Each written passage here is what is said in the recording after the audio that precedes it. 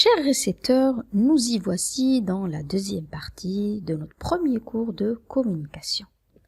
Aujourd'hui, nous allons voir ensemble certaines généralités. Et commençons par l'origine du mot communication. Donc la communication vient du mot latin communica, qui signifie être en relation avec. Donc la communication, vous l'avez compris, est beaucoup plus large que du fait de parler avec quelqu'un. D'accord?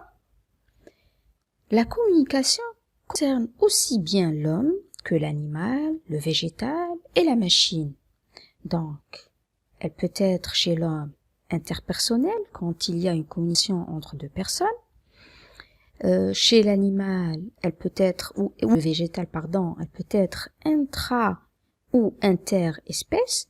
Et là, intra-espèce, quand il y a une communication entre deux individus de la même espèce, ou interespèce, quand il y a une communication entre deux individus d'espèces différentes. La communication aussi peut avoir lieu entre les machines. Chose évidente, on peut avoir par exemple une communication entre le PC, le micro-ordinateur et l'imprimante, etc., etc. Je vous donne un exemple aussi d'une communication entre les végétaux, chose qui paraît pour certains non ordinaire. Donc, chez le pain, les parents reconnaissent les jeunes plants qui poussent à leurs pieds et leur fournissent par l'intermédiaire de leurs racines et des mycorhizes qui font office de réseau de communication des nutriments afin de compenser le manque de lumière du sous-bois. D'accord? Donc là, on voit clairement qu'il y a une communication entre les végétaux. D'accord? J'aimerais attirer votre attention sur le fait qu'il peut y avoir aussi une communication entre les différentes parties, entre ces différents éléments, c'est-à-dire entre l'homme et l'animal, entre l'homme et la machine, etc. Concernant la définition de la communication, il en existe plusieurs. J'en ai choisi une qui est très simple. La communication est l'action d'échanger, de mettre en commun des informations ou des messages pour les transmettre et créer une relation entre les individus. La communication peut être écrite, comme elle peut être orale, elle peut être aussi audiovisuelle ou même gestuelle, c'est-à-dire par l'usage des gestes. Elle peut avoir trois aspects. La communication peut être une expression, c'est-à-dire communiquer une émotion. Par exemple, si je dis je suis contente, je suis malheureuse, là je suis en train de communiquer une émotion, donc c'est une expression. Elle peut être aussi une représentation. Par exemple, quand on donne une information sur un événement ou quand on retransmet un savoir, il s'agit d'une représentation. Je vous donne un exemple. Ce cours-là est une représentation du moment que je vous transmets des informations réelles. D'accord ? Et enfin, elle peut être une action sur autrui. Donc, dans l'action sur autrui, sur l'autre, on cherche à convaincre, à séduire, à influencer l'autre et parfois à lui transmettre des ordres. Et là, je vous donne un exemple. Un candidat présidentiel cherche toujours, lors d'une campagne électorale, à exercer une action sur l'autre en cherchant à le convaincre. D'accord ? Passons maintenant au processus de la communication. Donc, toute communication a pour rôle de transmettre un message. Elle implique un certain nombre d'éléments qui sont indiqués dans ce schéma. Voici ce que signifient certains éléments, par exemple l'émetteur. L'émetteur, c'est la personne ou le groupe de personnes qui diffuse un message. Il est donc à l'origine de la communication. Le récepteur, c'est la personne, ou toujours est-il, un groupe de personnes qui reçoit le message émis. Il peut réagir à son tour au message et devenir un émetteur. D'accord? Sachez également que l'ensemble de l'émetteur et du récepteur sont appelés auteurs de la communication. D'accord? Le message, c'est le contenu de la communication. C'est le contenu de la communication qui s'échange entre l'émetteur et le récepteur. Et là, vous voyez ce qui est écrit en dessus, canal de communication. C'est quoi? Donc les canaux de communication sont de deux types. Ils peuvent être des canaux physiologiques internes, comme ils peuvent être des canaux techniques externes.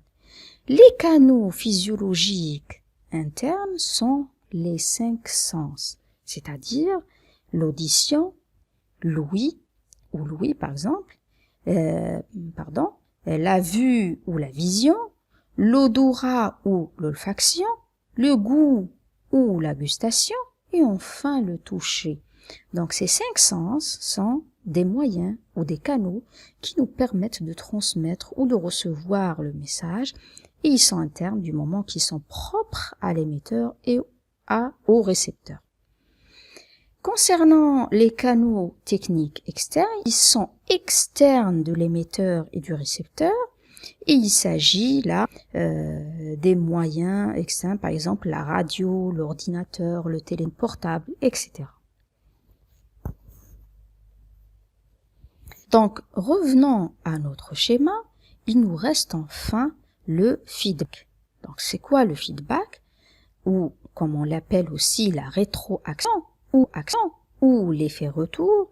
Donc, c'est un message qui est donné par le récepteur en réponse à son interlocuteur qui est l'émetteur, d'accord? Ou en réaction au message de l'émetteur. Et là, il existe différents types de feedback. Nous avons le feedback évaluatif, le feedback réactionnel et le feedback descriptif. Commençons par le feedback évaluatif. Le feedback évaluatif sert à porter un jugement, d'accord? Le feedback réactionnel sert à exprimer une émotion personnelle. Le feedback descriptif sert à décrire un comportement. Et là, on va voir des exemples qui vont vous éclairer la voie en quelque sorte. Donc, dans ce tableau-là, il y a des messages émis par un employé envers son employeur. Dans le premier cas, où nous avons un feedback évaluatif ou interprétatif, remarquons les phrases émises par l'employé. Qu'est-ce qu'il dit? Le responsable est compréhensif et semble apprécier que je travaille avec lui. Donc là, remarquons que l'employé est en train de porter un jugement. Il dit que le responsable est compréhensif, il dit qu'il apprécie son travail. Deuxième exemple, le responsable n'est pas ouvert aux idées des autres, ou là aux idées nouvelles. Dans le troisième cas, le responsable est stimulant. Donc, dans le premier cas, l'employé est en train de porter un jugement sur autrui, sur l'autre. D'accord? Passons maintenant au deuxième exemple. Quand on a un feedback réactionnel, l'employé emploie d'autres phrases. Par exemple, je me sens à l'aise et en confiance. Je n'ai plus le goût de proposer quoi que ce soit. Je suis content. Vous êtes d'accord? L'employé là, dans ce cas, est en train d'exprimer une émotion.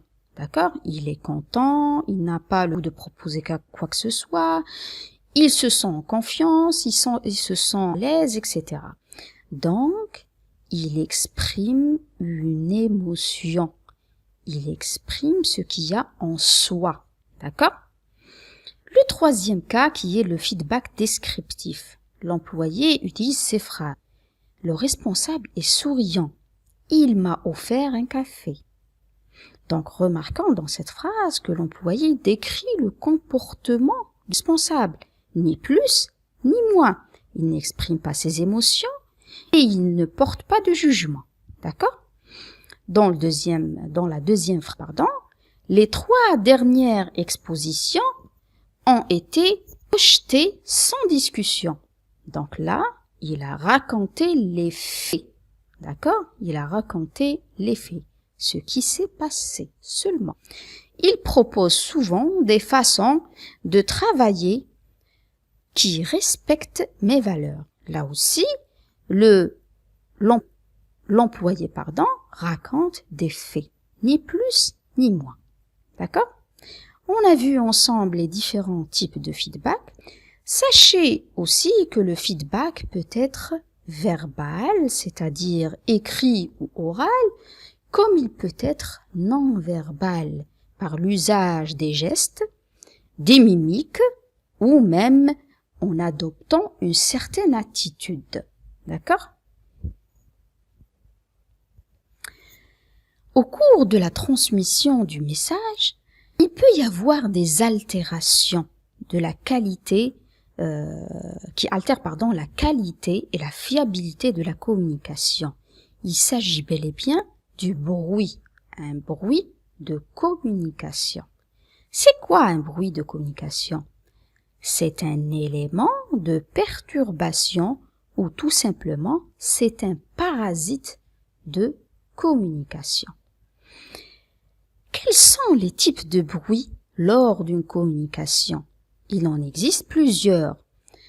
Dans le premier cas, on a le bruit technique. Par exemple, un parasite sur la ligne téléphonique. Quand il y a un appel entre 2 personnes, il peut y avoir un parasite sur la ligne téléphonique. Un bruit cognitif par rapport, par exemple, à la connaissance d'une langue. Si 2 personnes parlent 2 langues différentes, il est fort possible qu'il y ait un bruit de communication. Un bruit environnemental. Supposons par exemple qu'il y a un marteau-piqueur à proximité. Donc là aussi, c'est un bruit très important dans la communication. Ou même un bruit comportemental. Par exemple, l'enseignant en son cours et l'étudiant qui s'occupe à manipuler un téléphone portable. Donc là, c'est un bruit comportemental. Donc, l'étudiant ne s'intéresse pas à la conversation. D'accord? Sur ce, on a terminé la deuxième partie et je vous revois la prochaine fois dans la 3e partie du premier cours de communication. D'ici là, portez-vous bien.